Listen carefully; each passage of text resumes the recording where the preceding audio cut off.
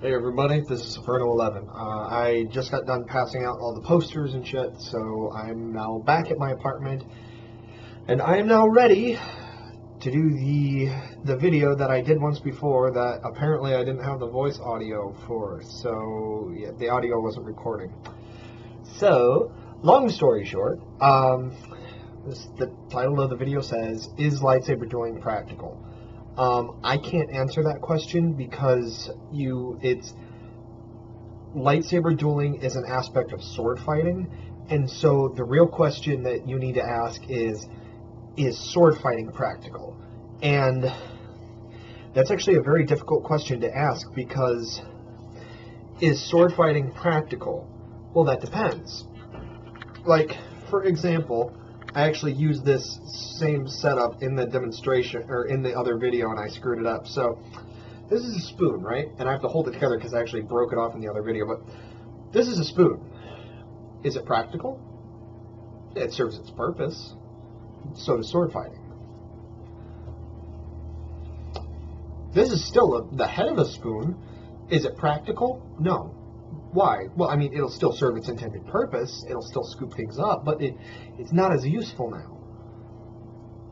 And so that's kind of the point. It's like, is sword fighting practical? And actually, I'm going to, I wish there was a way I could shift this so I was looking like right at it. Is sword fighting practical? Practical for what? Because I do sword fighting because, one, it's fun. Two, because it's something I really enjoy, and it helps me keep like a mental discipline on myself. It helps me keep energetic. It gives me something to do. It's something I really enjoy. Like, I keep coming back to that, but it is. And so, like, I don't know. I do it because it's fun. But, so, like, when you're asking, is sword fighting practical, what are you doing it for? Like, what are you saying practical? Because you can't just throw the word practical out and assume it applies to everything. Because it doesn't. Just because something is, like, practical doesn't really exist. Like, there are so many different meanings for the word practical that if you try to apply it to just a blanket term to everything, it doesn't work. Is it practical? For what? Is it practical as a form of self-defense? Well, a sword, or a piece of wood, or a trash can lid, or a piece of pipe, or a cane, or, a walker, are they practical? Or can they be used to defend yourself? Absolutely. Will sword fighting help that? Probably. Well, what if someone has a gun? Well, if someone pulls a gun on you, you're probably dead. There's not a lot you can do. Be that a martial artist, be that not. Unless you are directly within reach of the gun, there is nothing you can do. Now, there are some things that you can do, like if I am within 5 feet of the gunman, I can get to that gun and I can grab it before the gunman will have a chance to react. Maybe. It depends. Actually, when I was going to college, I actually did a class on persuasive speaking, and one of the things we had to do was we had to give a demonstration, or like we could do it act on. And so I was doing why people should do martial arts, and that includes sword fighting. And at the ending of the demonstration, I actually brought in an airsoft gun. Although I did notify the teacher I was doing this, I let the students know, this is not loaded. You can see there is no clip in this. It can't do anything except make noise. And so I showed everybody the clip. And so I pulled a classmate out at random, and I handed him the gun, and I cocked it. So when an airsoft gun goes off, it was a plastic airsoft gun, not a BB like airsoft gun. It makes a loud sound. So it's not a gun like a pow, but it's like a. So it's quite like a sound. So everyone would know what the gun pulled. And I told him, okay, we're gonna pretend like you just pulled a gun on me. I'm going to stand, at attention. So I'm going to stand at the ready. If you see me move at all, I want you to pull the trigger. All right? And he said, okay. So he pulled the gun on me, And basically, my hand flashed up, grabbed the gun, pointed it to the ceiling, and I had such a tight grip on that rifle, or that gun, that when he pulled the trigger, when he pulled the trigger, the gun was here. Like, it was already pointing up. But when he pulled the trigger, it actually couldn't slide because I had such a tight grip on it. So if a martial artist is within 5 feet of the gun and the martial artist has faster reflexes, he can probably get a hold of that gun before the gunman can bring it into line to shoot, or can bring it into line to fire. That being said, if you have fast reflexes, there's a possibility that you can predict how the gun is going to work. For instance, if you know the gunman is probably aiming for a particular point of your body and you can watch your opponent's eyes to see where they're aiming, you can actually move and start to move. So if you can get your body out of the way before their finger closes on that trigger, the shot's going to miss, but you're only going to be able to do it once. So you move to the side, reach out, grab the gun, all of a sudden you have the gun. So is sword fighting practical against gunmen? Fuck no. Obviously not. Is sword fighting practical against other people that are using objects like a piece of pipe or a wooden 2x4? Absolutely. That's why you do it. So is sword fighting practical? Well, maybe not the most practical, but there are also advantages for practicing sword fighting. It boosts your reflexes. You will be able to move much faster because of the sword fighting training or martial arts training, just in general. You will be able to, not just your reflexes will be faster, but you'll actually have, better hand-eye coordination. You'll be able to start acting without thinking because you know what to do. You've trained your body to react and act, so you don't have to think about it. You simply act. So there's quite a lot that kind of determines what's going on. So that being said, though, also, by the way, if you notice over here, there's those ridges in the thing. That is because this is actually a very old apartment. It used to be an old hotel, and the inside of that closet, the whole base is giving way on the bottom of the closet, and the edges, the sideboard, I guess, and it's mice were getting in and a bunch of shit. So I actually put mouse poison into the hole they were coming in, sprayed the hole to seal it, and then I sealed that entire closet. So nothing is getting out of that closet unless it's a mouse. And then if it's a mouse, I'm impressed because I actually left mouse poison 2 different places. So anyways, it actually, sword fighting actually is quite practical. Maybe not in most self-defense situations, but it will help. It'll help a lot. So that being said, is sword fighting practical? Yeah, basically. Okay, that's great and all. Well, how about lightsaber dueling? Because that's the point of this video. Is lightsaber dueling practical? My answer is still yes, very much so. Because, and I'm actually going to get up and do a demonstration now, so I have to move my chair out of the way. Let me tilt the camera up. That about? Yeah, that's good. Okay. So, is sword fighting practical? Absolutely. This is actually a LARPing sword that I bought because me and a friend, we like to fight harder, and hitting each other with wooden sticks at the amount of strength we have is really bad. So we decided to do something that we know would be safe. Sure, it might hurt a little bit, but it's not going to do too much damage.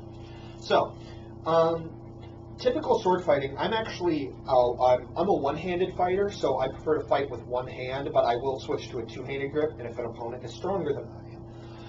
So, according to Rurouni Kenshin, yes, I know, it's an anime, sue me, there are only 9 ways an opponent can attack you, and for the most part, it is very accurate. I'm going to tilt the camera down a little bit, because in the first video, you actually couldn't see my legs, which was kind of a problem. So, no, because I want to be able to do stuff like this, and you can still see it. Okay. So, one of the actually, I'm going to try to turn the light on. Does that help? That help a little bit? That helps a little bit. Okay. So, that being said, if you're going to be fighting, there's a couple of different things you need to know. First of all, an opponent can only attack you in 9 directions. For the most part, this is true. There is directly down at your head, right shoulder, left shoulder, middle, or side, leg, directly up the center, and a thrust, or the center torso area. For the most part, that is completely accurate. If you're going to be attacking your opponent, it is going to be one of those 8 target zones, per se. So that being said, if I'm blocking an opponent's strike, like these are my strikes with a one-handed sword. So if an opponent comes at my head, it depends how much stronger they are and what type of weapon they're using. But if an opponent comes at my head, I'm likely going to just power block it because I can. I'm strong enough that I can pretty much block it. So I'm going to block it. Or I might just knock it to the side, come back in for a strike. For a two-handed attack, if an opponent comes at my head, I'm going to draw back and I'm just going to smack their sword out of the way, step in, and come up and in. That being said, though, or no, there's no that being said. That's it. That's how I handle head attacks. Left shoulder. Opponent comes at my left shoulder. Again, it depends how strong they are. I'm going to either circle around. Well, I'm not going to circle around. I'm either going to come back and attack, or what I can also do is I may flip to here, catch their sword as it's going past me, flick it hard, so that way they're having to recover their energy, come in and hit. Now, if I'm doing it one-handed, what I may do is I'll probably do this or this, which are both power blocks. So I may do one of those two things. So, left middle. It really depends what's happening up until this point, because I can do this, and that movement is like this, which leads directly into an attack. I have to keep checking the camera to make sure I'm doing it, I'm striking correctly, and so it looks okay. So I can do this, I could do this, that is an option. I could just circle up and attack, and that would guide the sword past. If someone attacks legs, I'm actually kind of bad at blocking legs, so either I will flick or I will get out of the way, or I'll jump backwards or something, which I can't show because I actually pulled my left leg a few days ago, about 5 days ago, and it still hasn't recovered, so it's still working on it. So I can't jump around, but if someone attacks legs, either I get out of the way, or I do basically this. And so that is to block, or I'll flick my leg out of the way and do a carry through to force it to the other side. If someone comes directly up the center, that is actually a very easy block to do. It's just this. The other thing that I guess I could do is this, and what that's going to do is you're forcing your opponent's strike to the side, which leaves you open to do that. Which is a kinetic carryover. So my right leg is basically, I'm just going to do that. What I'm doing is I'm attacking the sword to the side, or I will flip my leg up and out of the way. Right middle.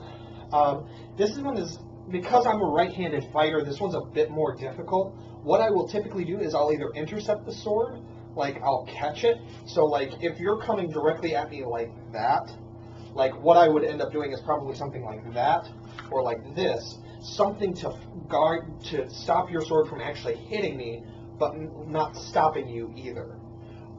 The other thing so that was leg, or no, that was middle, sorry. Right shoulder, I'm probably going to catch it like this, because one of the things that I do this all the time, and it's actually really bad because an opponent can pick up on that, is I'll block an attack like this. And this applies to upward or shoulder, because an opponent's sword will hit, and they'll force my sword down, but I will be able to resist it to the point their sword will skate off the edge, and it actually causes my sword to flick upwards. So that makes me come to here, power hit straight in. And then a thrust to the center is, one of these, one of those. here, here. So there's multiple ways to stop a thrust. There's quite a few. That being said, is lightsaber dueling practical? Yes, it is. Why? Because everything I can do with that, I can do with this. And by the way, like I mentioned it in the video, like to me, this looks like a very big, bright glow stick, but on the camera, this looks like a real fucking lightsaber. Like, I'm so ecstatic. Like, this looks so cool. I love it. Anyways, sorry, I'm losing my shit here. So let's say an opponent's coming straight at my head again. If I'm using this, I am either going to do, because something that's the difference between that and this is those are made out of a foam. They will actually lock into each other. They'll catch, they'll stick to a degree, so you can actually sword lock. These are, well, I don't know if you guys can hear it, but it's hard plastic. So these are going to skate along each other. So knowing that, my tactics that normally like a power block, I can't risk that because if I do my angle wrong, their sword's going to skate down and smash into my hand.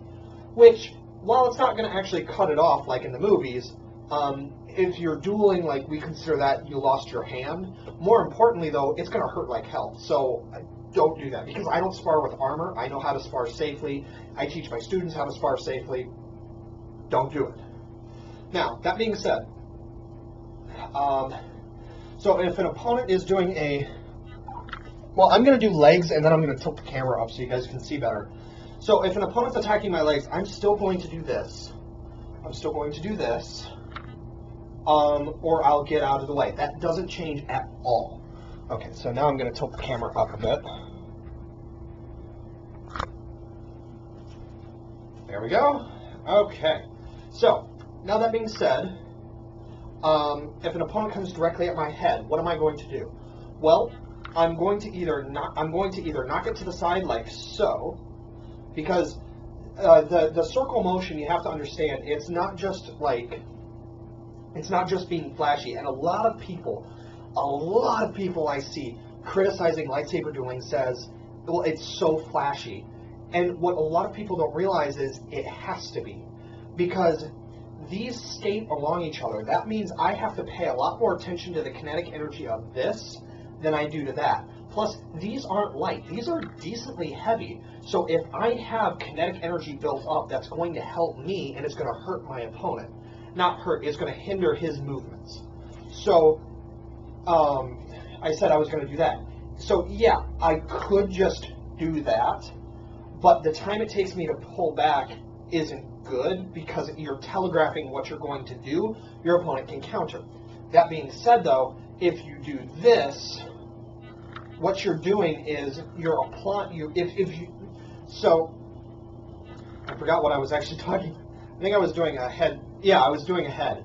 So if someone is coming straight down and I do this, I'm moving to the side, for one. So instead of coming straight down at me, I am actually moving to the side and my sword is connecting to theirs. What that's going to do is, because these skate along each other, their sword, instead of doing that, is going to do one of those. So it's going to pass me. And because I rotated, I am in a perfect position to come in and strike. So that is one aspect. The other aspect is exactly what I showed with the other sword is I'll come up and I'll block like this. And then I'll let the other sword skate off, come around, step in to strike. I keep worrying I'm going to hit the light.